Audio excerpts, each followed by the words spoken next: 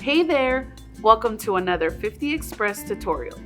In this video, I will be showing you how to make a white chocolate guava mousse using our 50 Express white coating melts, whipping top, and Ravi fruit frozen puree.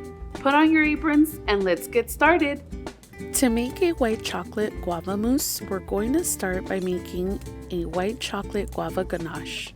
Take 8 ounces of your frozen guava puree and heat it up for 3 minutes in the microwave. Stop it halfway through, give it a stir, and let it finish heating up. Your puree should be bubbling just like this. Take 8 ounces of your white chocolate and add that to your hot puree.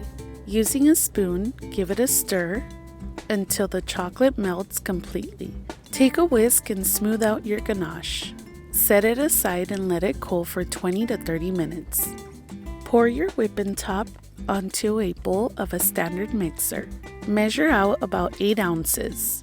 Whisk it at medium-high speed with the whisk attachment. Pro tip: you can double your recipe of the ganache so you can use half of it to fill your cupcakes and the other half for your mousse. Fold in the remaining white chocolate guava ganache into your whip. Use your spatula to fully incorporate it.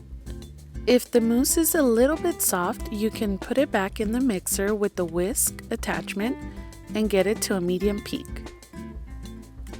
To make the color more vibrant, add 2 drops of our 50 Express Princess Pink color.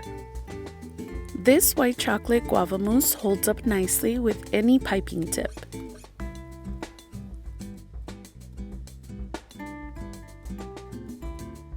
As you can see, it holds up nicely to decorate your cupcakes, to fill your cakes, or make dessert cups. Here I'm using tips number 809, 8B, and 824. This recipe is very light and airy. It can be used as a base for any puree, so just swap out the flavor that you'd like to use.